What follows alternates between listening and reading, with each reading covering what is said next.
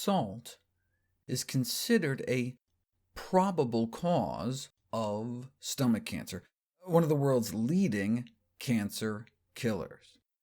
If their estimate of an 8% increase in risk for every extra gram of salt a day is correct, then in a country like the UK, nearly 1,700 cases of stomach cancer happen every year just because of excess salt intake.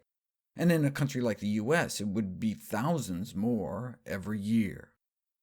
The risk of stomach cancer associated with salt intake appears on par with smoking or heavy alcohol use, but may only be half as bad as opium use or increased total meat consumption, based on this study of more than 500,000 people, which may explain why those eating meatless diets appear to have nearly 2/3 lower risk.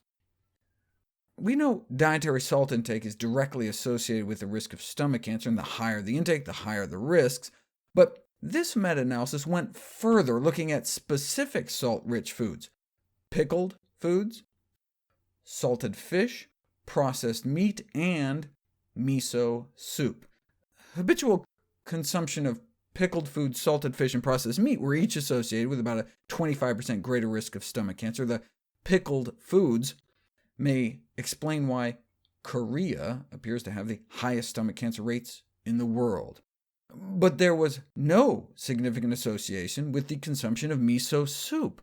This may be because the carcinogenic effects of the salt are counteracted by the anti-carcinogenic effects of the soy, effectively canceling out the risk. And if we made garlicky soup with some scallions thrown in, it may drop our cancer risk even lower. But cancer isn't the primary reason people are told to avoid salt. What about miso soup and high blood pressure? Well, it may be the same kind of thing. The salt in miso is squeezing our blood pressures up, but the soy protein in miso may be relaxing our blood pressures down. So, for example, if you compare the effects of soy milk to cow's milk, and to make it fairer, compare soy milk to skim milk to avoid the saturated butterfat, soy milk can much more dramatically improve blood pressure among women with hypertension. But would the effect be dramatic enough to counter all the salt in miso? Japanese researchers decided to put it to the test. They followed men and women in their 60s who started out with normal blood pressure, and followed them for 4 years to see who was more likely to be diagnosed with hypertension in that time: those who had 2 or more bowls of miso soup a day, or those who had 1 or less.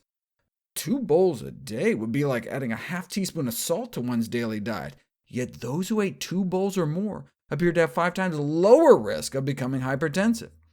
So maybe the anti-hypertensive effects of the soy in the miso exceeds the hypertensive effects of the salt.